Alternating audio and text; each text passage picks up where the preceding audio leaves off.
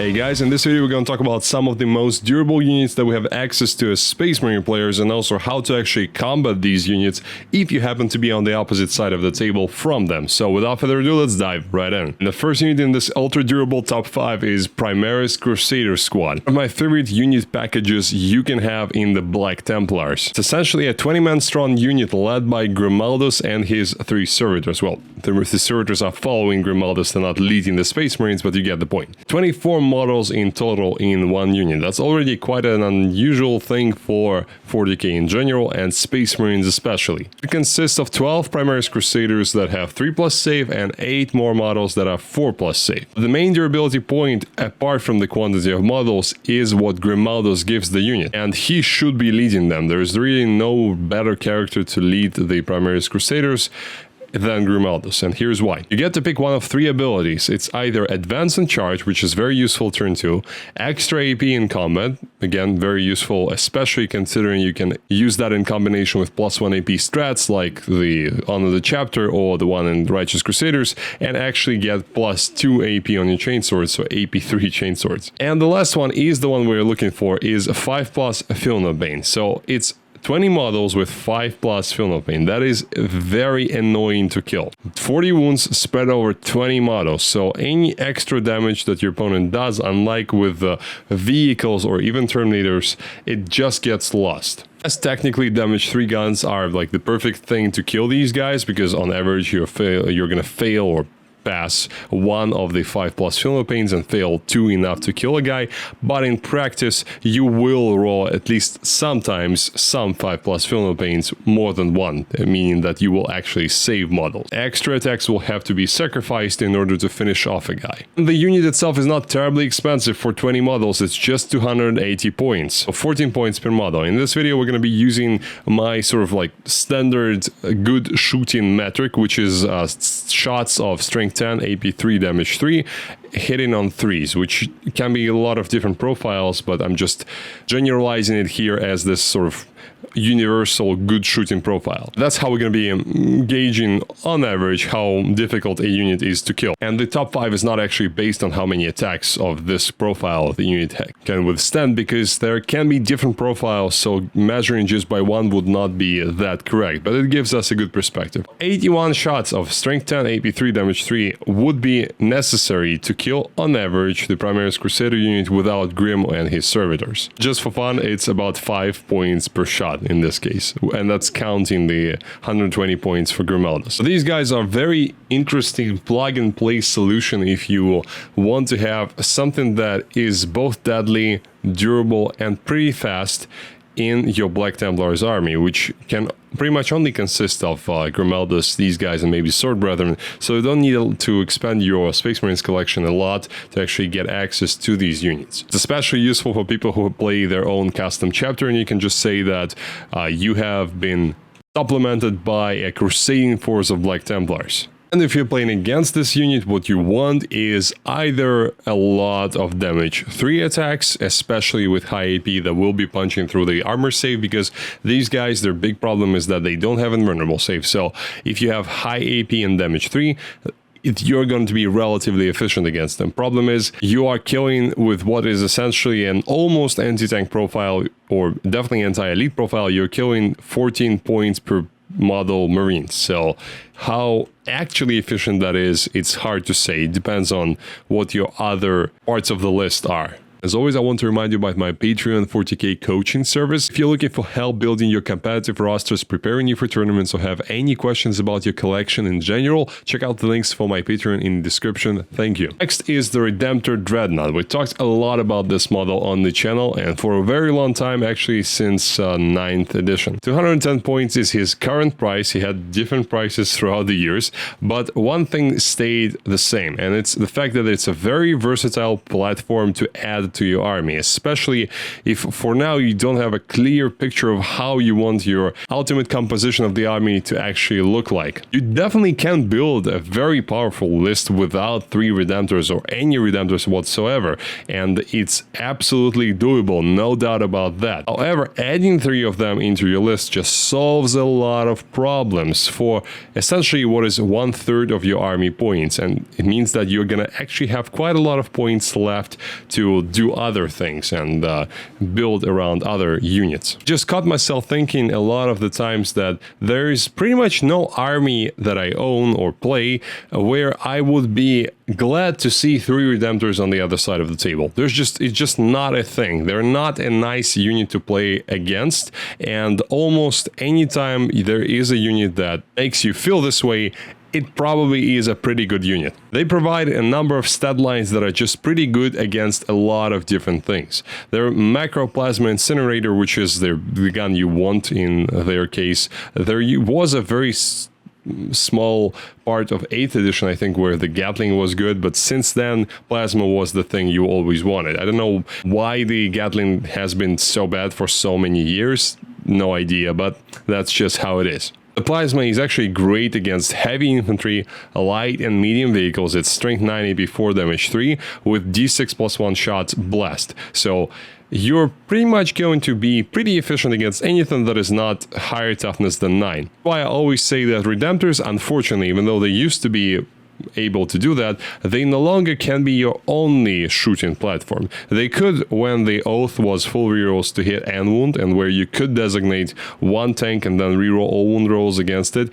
Now, unfortunately, we don't have that, so because we would be wounding on 5s, wounding on 5s without rerolls is just not reliable enough, and you always need to have something extra on top of the Redemptors, even if you have 3, to consider yourself anti-tank ready. But they will provide you with a lot of firepower against all kinds of other things that are not high toughness or toughness 10 or higher, I should say, tanks and monsters. The Onslaught Gatling Cannon, the small one, Underslung one, it does great chip damage because it has Devastating Wounds rule, and you get 8 shots. So quite often you're going to be doing 1, 2, sometimes even 3 Devastating Wounds to a target you're shooting at. Also have Stormbolters and Icarus Rocket Pod, which actually wounds any fly target on 2+, which is funny, especially when you're shooting at something like a Monolith. You don't have the AP to do much to Monolith because it's only AP1, but it's still funny. You also get a decent 5 attacks of strength 12, AP2, damage 3 in melee, and also 8-inch move, so it's quite possible that you're actually going to utilize those attacks in the games. Again, there are a few things in the game that really want to come close to a couple of Redemptors and like,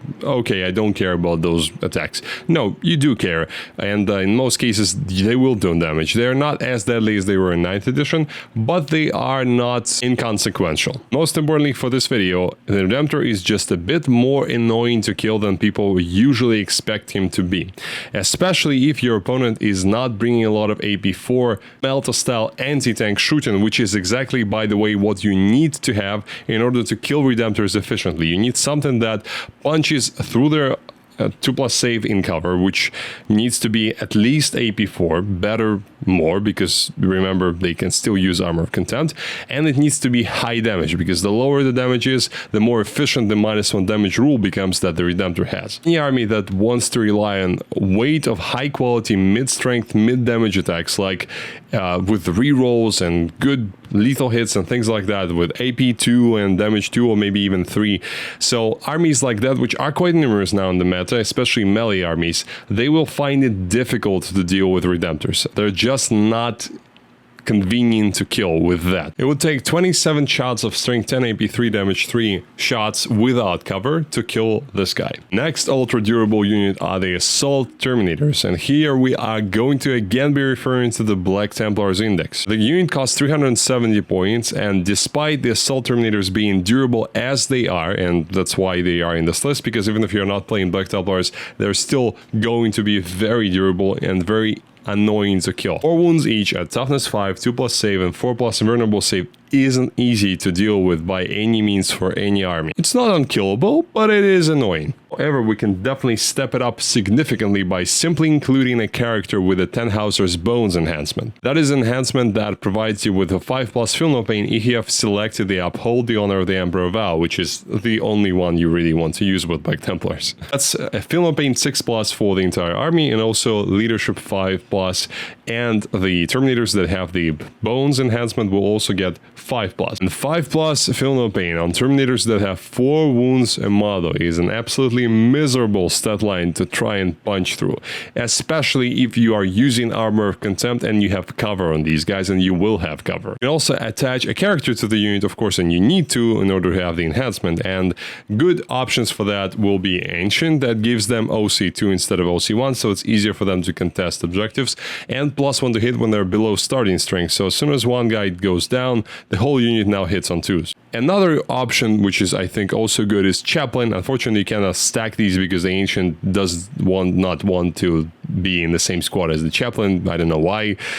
So Chaplain does great things for the unit because he gives them +1 to wound, which makes the Thunderhammers really dangerous against higher toughness units, and actually makes them quite more efficient against elite units like other Terminators, for example. And Chaplain also provides 4+ Feel No Pain against mortal wounds. So if your opponent was thinking, oh, okay, at least I can do mortal wounds to these guys bypassing the save and vulnerable save toughness and just hitting the 5+ Feel No Pain. No, it's 4+ Feel No Pain now. Go to the back of the line of miserable Xenos and heretics who are trying to kill Emperor's Finest to no avail. And these guys will take a whopping 144 shots of strength 10, AP 3, damage 3, hitting on 3s to go through the whole 10-man unit. That's simply obnoxious. With these guys, because they don't have -1 damage, still damage 2 would be quite efficient, and also if you have that just Melta style D6+2 shots that you'll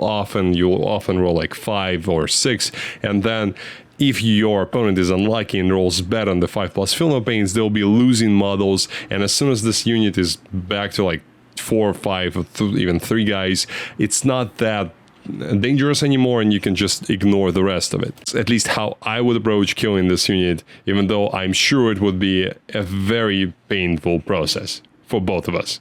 Next is our favorite, Land Raider Redeemer. Well, any Land Raider whatsoever, pretty much because they have all the same stat lines, but this one has a big bonus because he has also great Overwatch protection, so if something wants to charge him, well, you're now eating a lot of flamer shots. Despite being 285 points now, so a bit more expensive, he's still very price efficient, and people who think that now Redeemer is not that good are wrong, in my humble opinion. And you'll be keeping that 1 CP handy every turn to shoot this guy essentially twice.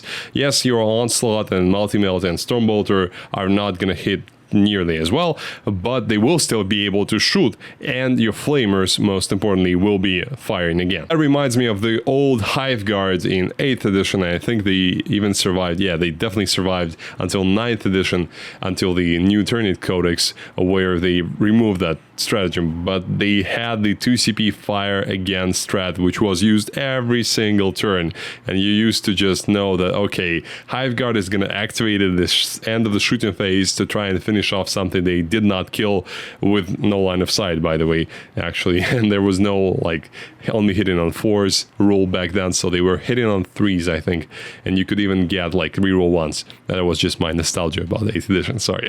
In any case, you can transport 14 Marines or 7 Gravis or Terminator bodies there, which you mostly are going to be using that for Gravis, like the Aggressor's Prize Biologist combo, where you have exactly 7 models, double that, 14 seats. Oh, there's also another cool combo which I talked about on this channel, which is Blade Guard Veterans with characters attached to the units, and that fills up exactly 14 seats. You can also have like a 10-man unit of Sword Brethren with Helbrecht and with Lieutenant. That's for Black Templars fans. For Dark Angels, you could do pretty much the same thing as Blade Guard Vets, just with the Inner Circle companions, and you can have 2 squads with their respective characters inside one Land Raider Redeemer and just split them up, go going two separate directions. It's also a really durable unit, which is what we're looking for the purposes of this video. Toughness 12, 16 wounds and 2+ save. Not easy to kill. Not unkillable if your opponent actually decides to dedicate a lot of resources to it, but if they're dedicating a lot of resources to it, you have Armor of Contempt and Smoke, which will push the Land Raider to be very hard to kill by conventional means, and your opponent will essentially be throwing everything they have in order to kill it. Yes, there are some armies with crazy like abilities like, I don't know, Sisters, where they can just put a lot of essentially automatically wounding shots at you, and they can ignore your cover, and then yeah, we'll still have 6-up save or 5-up save if you used Armor of Contempt.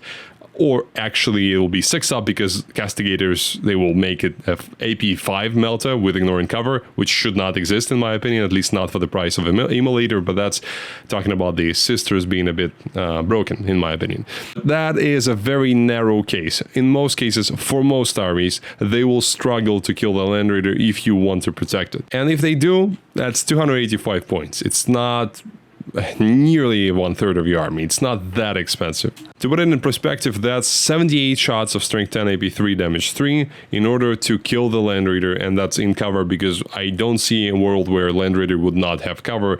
At worst case scenario, you can turn on cover by using Smoke for 1 CP, which is also going to make it -1 to hit. And the fact that you can also give your squads inside essentially a 15-inch move, that makes the 285 points that you would pay for it a pretty easy price to pay in my opinion, because 15-inch move, it's even more than a jump pack squad, and you can make aggressors move this far, you can make Terminators move this far, even Centurions, even though they don't fit nicely in terms of the size of the unit into the Land Raider, which that is impressive. And the last one is the big scary thing now in the meta, which is Deathwing Knights in the Dark Angels army, usually played as gladiators, but sometimes as inner circle companions. First of all, these models are absolutely stunningly beautiful, and I've been waiting for them to release the new special Terminators for quite a long time, so I'm glad they are good now, because they initially, when they released them, they were pretty expensive and anemic,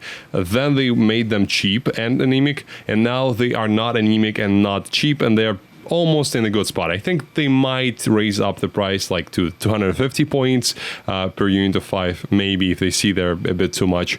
And considering that all Dark Angels lists now have 3 times 5 of these guys, they're probably a bit too good, but not terribly so, I think. These guys are essentially an Assault Terminator with a shield, so 4 wounds, remember, and -1 damage inbuilt, and it makes a very big difference. Killing Toughness 5, 2+ save and 4+ invulnerable save model with 4 wounds is not easy by itself, and when it's subtracting 1 from the damage characteristic, that becomes very painful. Jumping a bit forward, if you need to deal with these guys, there are a few ways to do it. Damage 3 is still very useful against them because, well, subtracting 1 makes that damage 2, and damage 2 kills the 4-wound model pretty well. Also, if you have any kinds of ignore mods in your army, like with Silent King or a bunch of other units, and that will actually help very much as well, because then you can just target them with damage 2, and damage 2 will get through them very quickly if you're ignoring mods. But if you think that you can spam them with just mortal wounds and you'll be fine, you are wrong, because once per game they can use their 4+ Feel No Pain, which is inbuilt, thanks to the cool small cloaked guys that follow these Terminators everywhere. You also very well might have a chaplain in the unit. That's something very popular for them, especially if you're not running the maces, which would not benefit that much from the +1 to wound. But the power swords, which are a higher number of attacks, will actually like to have the +1 to wound, and that's why people often use chaplains with the Deathwing Knights. You would also get 4+ Feel No Pain protection from them, and lastly, if you're running Lion, and Lion is pretty good now, he has an aura 4+ Feel No Pain. Again, no trickery from mortal wounds is going to come through these guys, and that applies to devastating wounds as well now. They are deadly in combat now, thanks to the buffs they received in the Balanced Data Slate in June, and their melee profiles both are damage 2 now, and both are AP -2, so they are efficient. Plus, maces are now anti-monster vehicle 4+, meaning that you are pretty much omnipotent. So you can go after light infantry, so you will be wounding them on 2s. You can go against heavy infantry, you can go against monsters and vehicles, and pretty much against everything you're going to be doing really fine. It would take an average of 38 shots of strength 10 AP 3 damage 3 to kill 5 of these in cover, and keep in mind that the damage 3 is probably the best commonly available profile to kill them, and that's without any external buffs apart from cover. So you can have -1 to wound from the Inner Circle Companions detachment, you can have just armor contempt in any detachment. So just trust me, it's not going to be easy to kill these guys. And consider that there are 3 squads of them running, and that's not the entire army. There's a lot of stuff in front of you other than them to deal with. That was my top 5 hard to kill or ultra durable units, and let me know which one I might have missed, because I could have easily forgotten about something very durable that exists in other supplements. So let me know in the comment section below. I would love to hear that, and thank you for watching. I'll see you next time.